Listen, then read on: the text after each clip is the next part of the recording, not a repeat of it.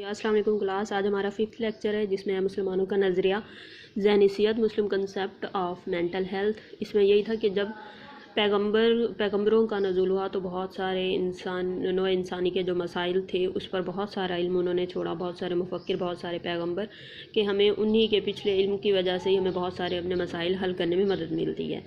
اس کے علاوہ کہ اللہ نے انسان کو اپنی عبادت کے لیے پیدا کیا. انسان اللہ کا خلیفہ بھی ہے جس پر بہت بھاری ذمہ داری ہے. اب اس میں یہ ہے کہ اسلام کے مطابق انسانی جسم، ذہن اور روح کا مجموعہ ہے جس کی 3 جہتیں ہیں: جسمانی، سماجی اور روحانی. انسان خلیفۃ اللہ ہونے کی حیثیت سے اپنے خالق کا حکم مانتا ہے. روح انسانی شخصیت کا سب سے اہم حصہ ہے. اس میں جو سب سے مین بات ہے وہ یہی ہے کہ جب انسان اللہ کے قریب ہوتا ہے تو اس کی ساری ذہنی بیماریاں، جسمانی بیماریاں ساری ختم ہو جاتی ہیں. لیکن جب اللہ سے دوری ہو جاتی ہے تو ذہنی بیماریاں بھی ہوتی ہیں، جسمانی بیماریاں بھی ہوتی ہیں. انسان کو سکون نہیں ہوتا، اطمینان نہیں ہوتا. مطلب انسان کی جو ساری بیماریاں ہیں وہ اللہ سے دوری کی وجہ سے ہیں. نیکسٹ اس کے بعد ہے ابو حامد محمد الغزالی. مشہور مسلم مفکر ابو حامد محمد الغزالی خراسان کے قصبہ طوس میں پیدا ہوئے. ایک نویس اور جید عالم تھے. نیشا پور سے انہوں نے ابتدائی تعلیم حاصل کی. بغداد میں اپنی زندگی مدرسہ نظامیہ میں ایک مذہبی عالم اور استاد کی حیثیت سے وقف کر دی. ان کی جو تصانیف ہیں وہ ہے احیاء علوم اور کیمیائے سعادت. اس کی وجہ سے وہ بہت مشہور ہوئے. 2 ان کی تصانیف ہیں، MCQs میں بھی یہ آ سکتی ہیں. یا پھر یہ کہ مسلم مفکر ابو حامد محمد الغزالی کس صوبے میں، کس قصبے میں پیدا ہوئے، کہاں پیدا ہوئے، یہ بھی MCQs میں آ سکتا ہے. امام غزالی کے مطابق جو اس کا تھا concept of personality and mental health, وہ کیا تھا وہ پڑھتے ہیں. غزالی کے نزدیک انسانی شخصیت جسمانی روحانی قوتوں کا مجموعہ ہے. انسان کا مقصد ذات کی تلاش ہے. اور یہاں ذات کا مطلب کوئی ذات پات نہیں ہے. ذات کا مطلب ہے اپنے سیلف کی تلاش. کے انسان جب خود کو تلاش کر لیتا ہے تو اپنے خدا کو بھی تلاش کر لیتا ہے. اس میں یہی ہے کہ جب انسان اپنی سیلف کو سمجھ لیتا ہے تب انسان خدا کو بھی سمجھ لیتا ہے. اب اس میں ہے کہ انسان میں جو انہوں نے حص کا بتایا یا حسیات کا، ان کے مطابق انسان میں 2 حسیات ہوتی ہیں، اندرونی اور بیرونی. اندرونی کون سی ہوتی ہیں؟ تفکر، تخیل، حافظہ. تفکر ہوتا ہے سوچنا سمجھنا. تخیل کیا ہوتا ہے؟ ہماری امیجینیشنز، مطلب جو ہم لوگ خواب دیکھتے ہیں، جیسے کچھ امیجن کر لیا، مطلب ایسا ہوتا ویسا ہوتا، اس کو تخیل کہتے ہیں. حافظہ وہی ہماری میموری. اور بیرونی حص کون سی ہوتی ہے؟ حص بصری، سمعی، لمسی اور شامی. بصری دیکھنے کی حص، سمعی سننے کی، لمسی لمس سے ہے مطلب چھونے کی، اور شامی مطلب سونگھنے کی جو حصہ ہیں، جو ہماری 5 حصے ہوتی ہیں وہ ہماری بیرونی حصے ہیں. اور ان کا تعلق کس کس سے ہے؟ مطلب حافظے کا تعلق عقبی فص سے ہے،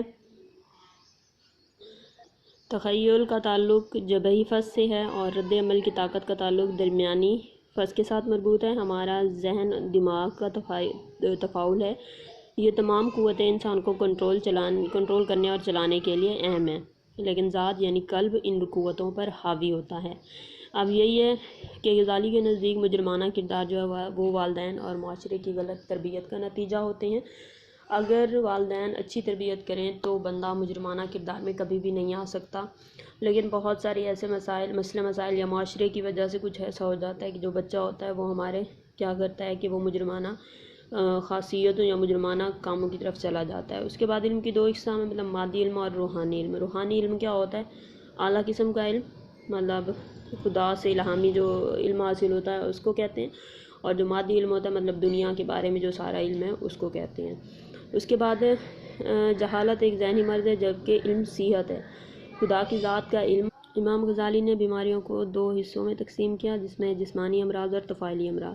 جسمانی امراض کون سے ہوتے ہیں؟ مطلب جسم کے اندر جیسے کوئی بازو کا درد ہو گیا، سر کا درد ہو گیا، پیٹ کا درد ہو گیا، مطلب جنہیں آرام سے بہت میڈیسن کے تھرو یا کہ کچھ بھی کر کے بندہ اس کو ٹھیک کیا جا سکتا ہے. لیکن طفیلی امراض بہت بری قسم کے ہوتے ہیں، جیسے فار ایگزامپل جہالت، بغض، حسد، ہوس، اور اس کے علاوہ طمع، وسوسہ. یہ سارے کیا ہوتے ہیں؟ یہ سارے طفیلی ہیں جو کہ انسان کے اللہ سے دوری ہونے پر انسان کو ہو جاتے ہیں. نیکسٹ اس کے بعد ہمارا پوائنٹ ہے مولانا اشرف علی تھانوی.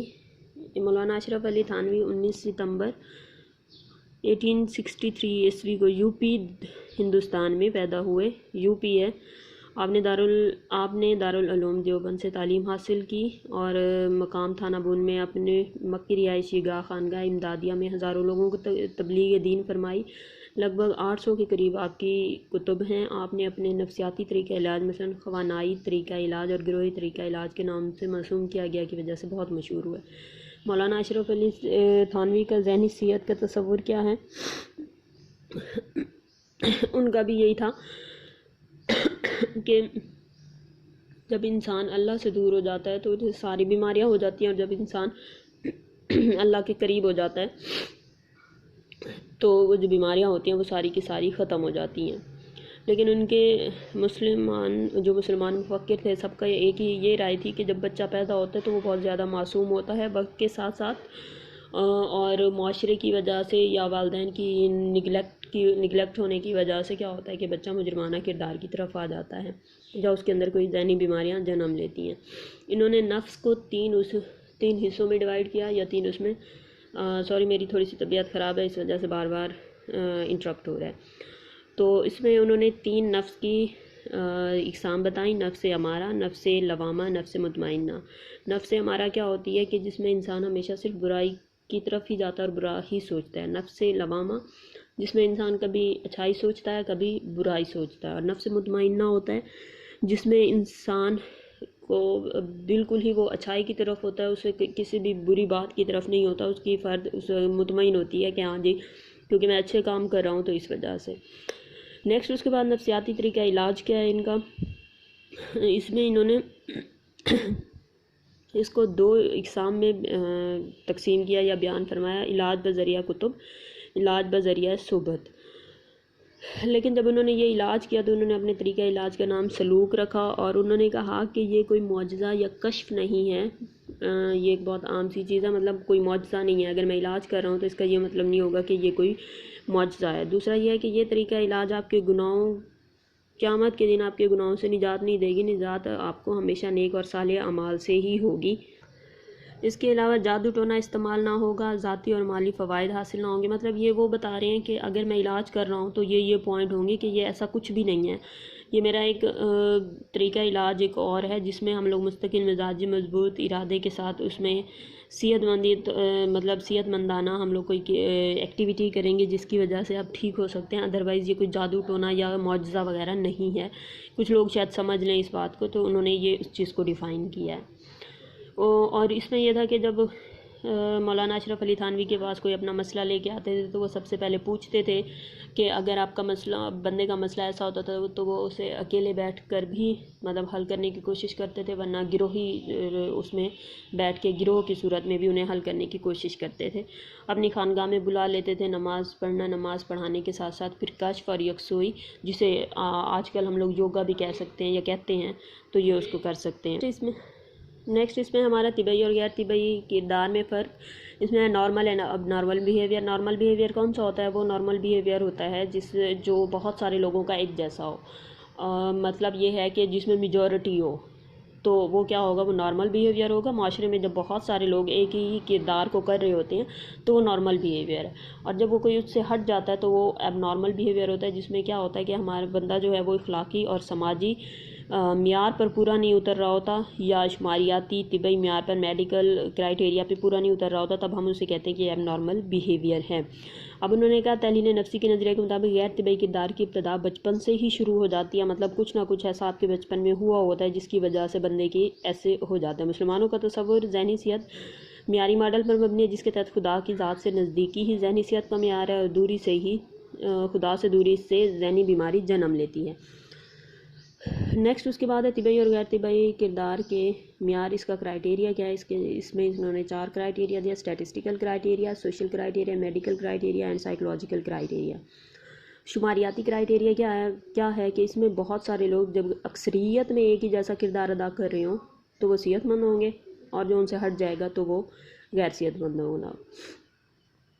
سماجی معیار کیا ہے؟ سماجی معیار کے مطابق سماجی معیار اخلاقی قدروں اور روایات کی پاسداری اگر کوئی نہیں کرتا تو پھر کیا ہوتا ہے کہ وہ اس کرائٹیریا کے مطابق نہیں ہے، اور وہ بندہ ذہنی طور پر بھی صحت مند نہیں ہے۔ طبی معیار یا میڈیکل کرائٹیریا، اس میں کیا ہوتا ہے کہ اس میں اگر ایک بندہ کوئی میڈیسن نہیں لے رہا اور وہ جسمانی طور پر بالکل ٹھیک ہے تو اس کا مطلب ہے کہ وہ طبی معیار سے بالکل ٹھیک ہے، اس کا طبی معیار کا جو کرائٹیریا ہے۔ اور ایسے افراد جن میں ایسی علامات پائی جائیں جو ذہنی مریضوں میں پائی جاتی ہیں تو وہ کسی ذہنی مرض کو ظاہر کرتے ہیں اور طبی معیار کے مطابق اسے ذہنی مریض کہتے ہیں۔ لیکن جو صحت مند ہے، مطلب وہ اس کے ساتھ کوئی ایسی میڈیسن یا کوئی ایسا کرائٹیریا نہیں آ رہا، علامات نہیں ہیں، تو مطلب وہ صحت مند ہے۔ نیکسٹ اس کے بعد ہے سائیکولوجیکل کرائٹیریا یا نفسیاتی۔ اس میں ذہنی اور کرداری لحاظ سے صحت مند اور معاشرے میں بہتر اور طویل عرصے تک زندہ رہ سکتا ہے۔ فرد معاشرے کی بدلتی اقدار اور حالات کے ساتھ توافق کرتا ہے اور شدید دباؤ کی حالت میں بھی زندہ رہنا سیکھ جاتا ہے۔ مطلب یہ ہے کہ جب وہ چیلنجز اور مشکلات کا سامنا کرتا ہے اور وہ اچھے طریقے سے ان کو ہینڈل کر لیتا ہے تو اس کا مطلب ہے کہ نفسیاتی طور پر بھی بالکل ٹھیک ہے، تو اس کو نفسیاتی معیار یا سائیکولوجیکل کرائٹیریا کہتے ہیں۔ آپ لوگ دوبارہ پوچھ لیجیے گا جو چیز نہ سمجھ آئی ہو، آئی ہوپ سو کہ آپ لوگوں کو سمجھ آ گئی ہوگی۔ چلیں، اللہ حافظ۔